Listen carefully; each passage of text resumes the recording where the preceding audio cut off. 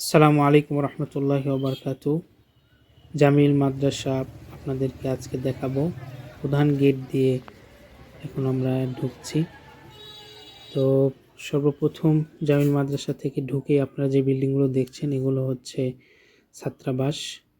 এখানে লাগাতার 1 2 3 প্রায় 3-4টি লাগাতার ভবন রয়েছে। এটি হচ্ছে সর্ববৃহৎ কেন্দ্রীয় মসজিদ জামিল মাদ্রাসার, খুবই সুন্দর একটি আবাসিক ভবনের মাঠ।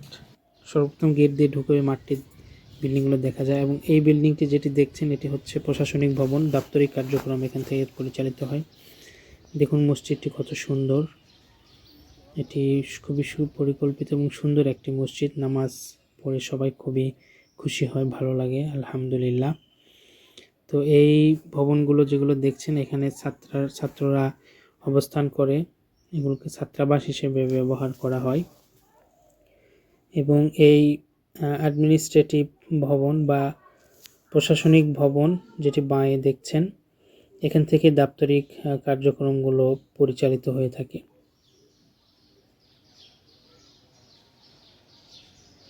প্রিয় দর্শক শ্রোতা, এই জামিল মাদ্রাসা বগুড়ার একটি ঐতিহ্যবাহী দ্বীনি শিক্ষা প্রতিষ্ঠান, খুবই পরিচিত। হাজারো আলেম ওলামা তলাবা এই জামিল মাদ্রাসার প্রত্যক্ষ অথবা পরোক্ষভাবে শিক্ষার্থী এবং উপকৃত হয় এলেমের মাধ্যমে। তো এটি অনেকেরই আবেগের জায়গা, ভালোবাসার এবং শ্রদ্ধেয় শিক্ষকগণরা এখান থেকে বিভিন্ন জায়গায় বগুড়ার আনাচে কানাচে গ্রামে গঞ্জে ছড়িয়ে ছিটিয়ে আছেন। পরবর্তীতে তারা এখান থেকে পড়াশোনা করে বিভিন্ন জায়গায় ছোট ছোট বড় অনেক কওমি মাদ্রাসা স্থাপন করেছেন এবং পরিচালনা করছেন। তো মসজিদ থেকে এই রাস্তাটি ধরে গিয়ে হাতের বাঁয়ে যেই রুমগুলো দেখছেন এগুলো হচ্ছে বাবুর্চিখানা। এই বাবুর্চিখানাতেই পুরো জামিল মাদ্রাসার জন্য রান্নাবান্না হয়ে থাকে। তো আপনাদেরকে একটু বাবুর্চিখানার ভিতরে গিয়ে এখন একটু দেখাবো যে কিভাবে রান্নাবান্না চলছে। চলুন আপনাদেরকে ভিতর থেকে একটু দেখিয়ে নিয়ে আসি।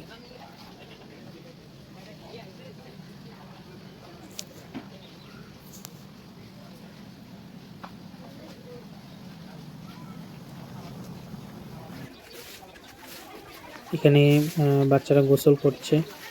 সামনে যে বিল্ডিংটি দেখতে পাচ্ছেন, যে বিল্ডিংয়ের পাশ দিয়ে, এই বিল্ডিংটি হচ্ছে ছোটদের জন্য মুক্ত হেফজখানা। এখানে ছোটরা কোরআন তেলাওয়াত শিখে এবং মুখস্থ করে।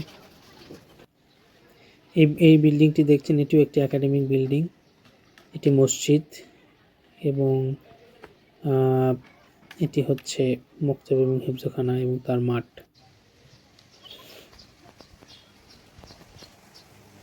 আর এখন মসজিদের পাশ দিয়ে এখানে আরও একটি বিশাল বড় বাথট্যাব, এখানে গোসল হয়।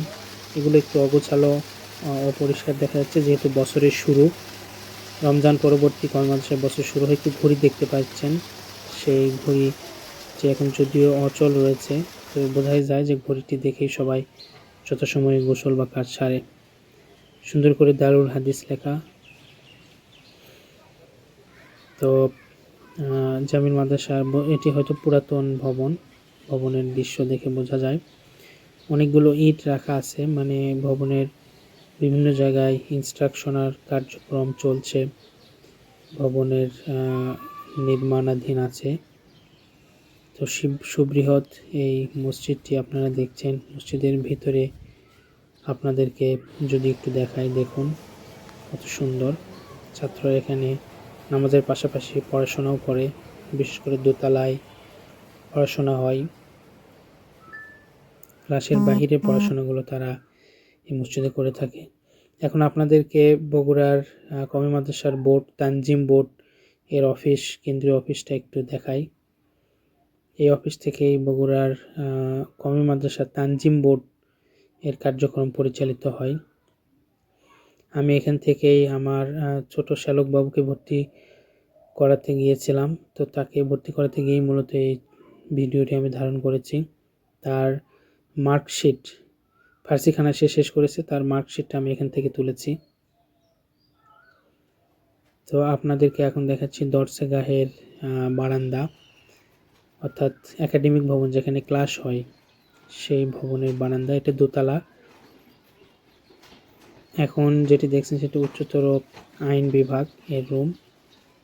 তো যেহেতু বছরের শুরু, এই জন্য সব কিছু একটু অগোছালো আছে, আর ছাত্রও কম। ভর্তি যখন শুরু হয়েছে তখন একটু ভিড় ছিল, এখন ভর্তি অনেকটাই শেষের দিকে। আজকে যেদিন ভিডিওটা করছি লিখিত পরীক্ষা চলছে। এইখানে হচ্ছে ছাত্রদের রেজাল্ট পাবলিশ করা হয় যারা জামিল মাদ্রাসা থেকে বোর্ডে পরীক্ষা দেয়। আর এটা হচ্ছে একাডেমিক ভবন বা দরসগাহের নিচতলা। এটি হচ্ছে একটি নোটিশ বোর্ড, সেখানে অনেক গুরুত্বপূর্ণ ভর্তি সংক্রান্ত অনেক নোটিশ দেওয়া থাকে। আপনার জামিল মাদ্রাসায় আসলে এই নাজিমে তালিমাত বিভাগ থেকে নিয়মগুলো দেখে নিতে পারেন। এগুলো আপনাদের দরসগাহগুলো একটু ভিতর থেকে যদি দেখায়, যদিও বছরের শুরু, এখন সব কিছু এলোমেলো অগোছালো আছে। এখানে ছাত্ররা পড়াশোনা করে, ক্লাস করে এবং ক্লাসের সময়ে তারা মোতালা বা অধ্যয়ন করে থাকে এই লম্বা লম্বা রুমগুলোতে। উপরে লম্বালম্বিভাবে ফ্যান আছে। এক মাথায় শিক্ষক হুজুর বসেন এবং ছাত্ররা। এখন আমরা একজন জামিল মাদ্রাসার শিক্ষার্থীর মুখ থেকে কিছু কথা শুনব। আচ্ছা, একেবারে মক্তব থেকে নাকি? আচ্ছা, আমাদের খুবই ভালো লাগছে যে আমরা একজন মক্তব থেকে পড়েছেন এরকম একজন শিক্ষার্থীর ইয়ে পেলাম। তো আপনার দেশে বাড়ি মাদনা, এটা কোন জেলা উপজেলা? শাহজাহানপুর, আমাদের বগুড়ার ভিতরে। আচ্ছা, ঠিক আছে। তো উনি একজন পুরাতন শিক্ষার্থী পড়ছেন। আরও কয় বছর পড়তে হবে আপনাকে এখানে? একবারে তাখাসুসাত সহ? আচ্ছা, অর্থাৎ আমাদের, আচ্ছা, সেক্ষেত্রে আমাদের উনি মুক্তব থেকে, অর্থাৎ একদম আমার কর্মমাদ্রাসার সূচনা থেকে শুরু করেছেন জামিল মাদ্রাসায়। প্রায় উনি 10 বছরের মতো পড়েছেন, আর 5-7 বছর পড়লে একেবারে উনি দাওরা সহ সব কিছু কমপ্লিট করে বের হতে পারবেন। দাওরার পরে তাখাসুসাত পড়ার জন্য আরও হয়তো কি লাগবে? হ্যাঁ, তো 8-9 বছর। আচ্ছা, তো এই হচ্ছে আমাদের আমরা যে বিল্ডিংয়ের নিচে এখন দাঁড়িয়ে আছি, এটা হচ্ছে একাডেমিক ভবন বা দরসেগা। আমাদের অন্যান্য প্রতিষ্ঠানে যেটাকে একাডেমিক ভবন বলা হয়, যেখানে ক্লাস চলে, হ্যাঁ, কমি মাদ্রাসার সাথে এটাকে দরসেগাহ বলা হয়, তাই না? হ্যাঁ, তো আমাদের এই যে বিল্ডিংটাতে আছে এটা একটা দরসেগা। আপনারা দেখছেন দরসেগাহের উপরে লাগানো বোর্ড, যেখানে দুই দরসেগা সম্পর্কে।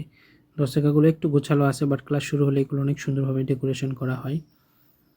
এটি হচ্ছে মেশকাতের দরসেগা, দাওরার আগের বছরের। এটি হচ্ছে কমি মাদ্রাসার সর্বশেষ ক্লাস, দাওরাতুল হাদিস। অনেকে জামিল মাদ্রাসা দেখতে চায়, দূর থেকে আসতে পারে না, নাম শুনেছে, তাদের জন্যই মূলত আমার এই ভিডিওটি করা। বিশেষ করে অনেক মা বোনেরা যারা মাদ্রাসায় ঢুকতে পারেন না, সন্তানদেরকে পড়ান বা পড়াতে চান, তাদের জন্য মূলত ভিডিওটি করা। আপনারা দেখে আশা করি জামিল মাদ্রাসা সম্পর্কে কিছুটা হলেও জানতে পেরেছেন।